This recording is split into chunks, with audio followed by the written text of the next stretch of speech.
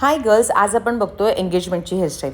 सगळ्यात पहिले आपण इयर टू इयर सेक्शन करून घेतलं आहे आणि त्याला मी सेक्शन क्लिपने साईडला केलं आहे. बॅक साईडला आपण बिकॉज हेअर्स इथे पातळ होते म्हणून आधी मी ब्लो ड्राय करून घेतलं आहे आणि त्यानंतर इयर टू इयर सेक्शनला मी इथे क्रिम्पिंग करून घेणार आहे. सो सगळ्यात आधी आपण जेव्हा पण आपल्याला एंगेजमेंट हेअरस्टाईल असते तेव्हा आपल्याला मेक शुअर करायचं की आपल्याला कर्ल्सच करायचे. तर मी इथे काय करते, आपला बॅक साईडचा सेक्शन घेतला आहे आणि आधी मी त्याला आडवा सेक्शन करून घेतला आणि त्यानंतर त्याचा मी उभा सेक्शन करणार आहे आणि त्याला मी मोठे मोठे कर्ल्स करणार आहे. मोठे कर्ल्स का करतो आहे आपण, बिकॉज ज्याच्यावरती आपली एक्सटेन्शन येणार आहे. तर जेवढे आपल्याला एक्सटेन्शन जिथपर्यंत आपल्याला एक्सटेन्शन लावायचे आहेत, एक्सटेन्शनच्या खालचे सगळे जे आपले कर्ल्स आहेत ते असे जाड असले तरीही चालतील, कारण की ते एवढे वरती दिसत नाही. आणि एक्सटेन्शनच्या वरती जे कर्ल्स असणार आहेत ते सगळे आपले प्रेझेंटेशनवाले कर्ल्स असतात. सो ते कर्ल्स आपल्याला मोठे करायचे आहेत. आता तुम्ही बघताय की आता वरचा जो सेक्शन घेतला आहे त्याच्यामध्ये मी 3 सेक्शन करून घेते आणि मोठे मोठे कर्ल्स आपण इथे करून घेतो आहे. सो अशा प्रकारे आपले कर्ल्स एकदा झाले, मोठे मोठे कर्ल्स केलेले ते कम्प्लीट. फार मोठे पण कर्ल्स करायचे नाही आहे, व्हॉल्युमिनाइज कर्ल्स आपण इथे करत नाही आहे बिकॉज पातळ सेक्शन आहे तो फास्ट होतील. आणि हो, एक खूप इम्पॉर्टंट गोष्ट की आत्तापर्यंत तुम्ही क्लोज बुक कर्ल्स पाहिले असेल, म्हणजे सगळे कर्ल्स एका बाजूला टर्न होणारे पाहिले असतील. एंगेजमेंट हेअरस्टाईलला आपण ऑल्टरनेट कर्ल्स करतो, म्हणजे एक कर्ल्स उजव्या बाजूला तर एक कर्ल्स डाव्या बाजूला, असेच कर्ल्स आपण करतो. सो तुम्ही बघताय की आता जर आपण एक्सटेन्शन लावली तर खूप वरती म्हणजे खूप खाली एक्सटेन्शन्स होती, म्हणजे एक्सटेन्शन खूप मोठी होती ॲज पर हर हेअर. म्हणून आम्ही काय केलं, अजून एक सेक्शन केलं आणि त्या सेक्शनला आधी आम्ही कर्ल्स कंप्लीट करून घेतो. असं केल्याने काय होतं, आपले जे एक्सटेन्शनचे हेअर्स आहेत आणि आपले जे नॉर्मल हेअर्स आहेत ते मिक्स होतात आणि ते सेम दिसतात.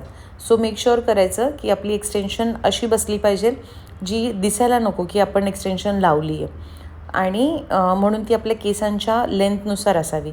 जर थोडी मोठी असेल तर वरच्या बाजूने लावायची थोडीशी, आणि जर हेअरच्या लेंथची असेल तर तुम्ही क्राऊन सेक्शनच्या खालून लावली तरीही चालेल.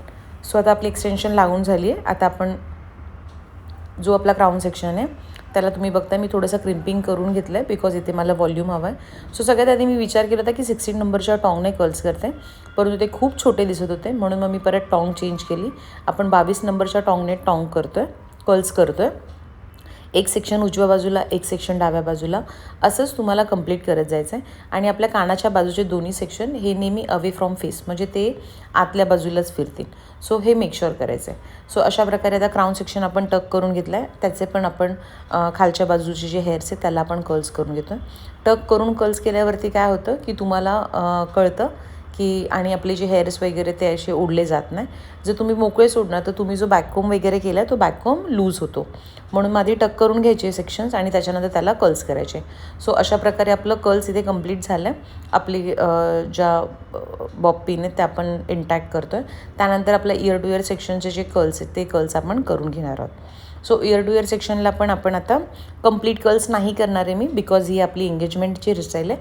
सो मी फ्रंट सेक्शन जो आहे आपला, सो तो थोडासा मागच्या बाजूला पुल करून त्याला थोडंसं पुलिंगचं टेक्स्चर देणार आहे आणि खालच्या त्याच्या हेअरच्या खालच्या बाजूला त्याला आपण कर्ल्स करणार आहोत. सो तुम्ही बघता अशा प्रकारे मी एकदा आरशात बघते की मला कसं सेक्शन हवं आहे.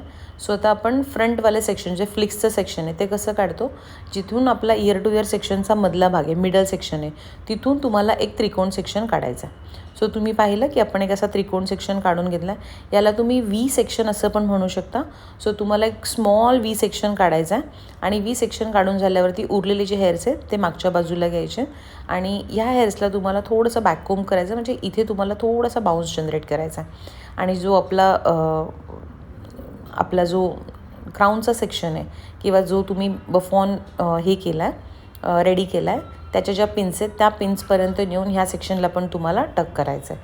आणि इथे तुम्ही बघताय की मी हातानेच थोडंसं लायनिंगचं टेक्स्चर दिलं आहे, जेणेकरून असं एक नॅचरल लायनिंगचं टेक्स्चर असलं पाहिजे. खूप हेवी लायनिंग्स आपण करत नाही, हे लक्षात ठेवा. त्याच्यानंतर कानाच्या वरती तुम्हाला एक इंचाचा सेक्शन सोडूनच आपला बाकीचा जो सेक्शन आहे तो टक करायचा आहे. पूर्ण कानाच्या इथून एंगेजमेंट हेअरस्टाईलचे केस टक करायचे नाहीत. सो लक्षात आलं तुम्हाला काय काय करायचं आहे एंगेजमेंट हेअरस्टाईलला. सगळ्यात पहिले तर तुम्हाला जे कर्ल्स आहेत ते ऑल्टरनेट करायचे आहेत. कानाच्या वरतून 1 इंच भाग सोडून मग दुसरा जो सेक्शन आहे तो टक करायचा आहे. त्याच्यानंतर व्ही सेक्शन घ्यायचा आहे फ्रंटला, कारण की त्याच्यावर फ्लिक्स आपण सोडणार आहोत. सो आपली जी ट्रेडिशनल हेअरस्टाईल आहे त्याच्यामध्ये तुम्ही फ्लिक्स कमी सोडले तर चालतील, परंतु आपल्या एंगेजमेंटला छान असे फ्लिक्स सोडा आणि ते असे चेहऱ्यावरती आले पाहिजे, मेक शुअर करा. सो अशा प्रकारे इथे आपली हेअरस्टाईल ही टक करून झाली आहे. आता उरलेले जे खालचे सेक्शन आहेत ह्याला पण आपण आता कर्ल्स करून घेणार आहोत. मेक शुअर करायचं की ते जे कर्ल्स आहेत ते मॅच करायचे. आता बघा इथे हिचे जे हेअर्स आहेत ते असे एकदम झेड ब्लॅक हेअर्स आहेत, असे ब्राऊनमध्ये हेअर्स नाही आहेत तिचे, आपली जी मॉडेल आहे. सो त्याच्यामुळे आपली जी एक्सटेन्शन आहे आणि हेअर्स आहेत हे डिफरंट दिसतात. बट तेच जर थोडेसे हायलाइटेड हेअर्स असते किंवा थोडेसे ब्राऊन हेअर्स असते तर ते एकदम मॅच झाले असते. सो नो वरीज, तुम्ही जर एक्सटेन्शन तुमची ब्लॅक असेल किंवा तिचे हेअर्स जर हायलाइटेड असतील तर ते एकदम मॅचिंग दिसेल आणि ते खूप छान दिसतात हे कर्ल्स. आणि हे कर्ल्स असे इंटॅक्ट असले पाहिजे एवढं मेक शुअर करायचं. सो कर्ल्स आपली टॉंग छान अशी गरम असायला पाहिजे, मूज लावून छान कर्ल्स करायचे आणि ते कर्ल्स अजिबात ओपन करायचे नाही आहेत. सो हेच तुमचं दीज आर द पॉईंट्स, हे तुम्हाला लक्षात ठेवायचे आहेत when you are doing your engagement hairstyle. So अशा प्रकारे आपली एंगेजमेंट हेअरस्टाईल झाली आहे. आता फर्स्ट जो फ्लिक्स आहे त्याला आपण आपला जो आयब्रोचा जो कॉर्नर आहे तिथून आपण टर्न करतो हे लक्षात ठेवा.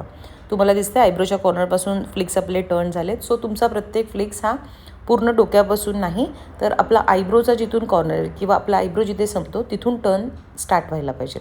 सो अशा प्रकारे आपण इथे आपली हेअरस्टाईल कंप्लीट करून घेतली आहे. सो तुम्हाला कशी वाटते हे फायनल लुक तुम्हाला आता 2 मिनटात दाखवतेच आहे.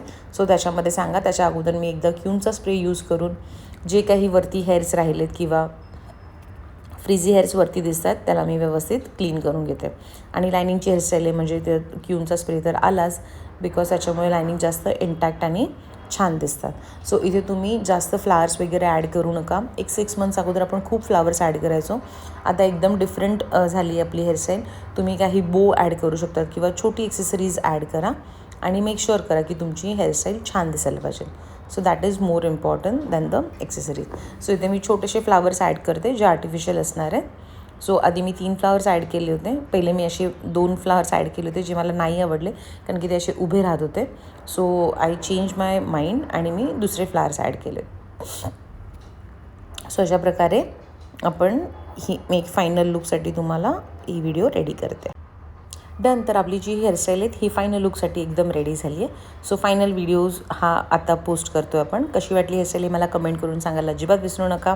प्रॅक्टिस करत राहा आणि थँक्यू सो मच.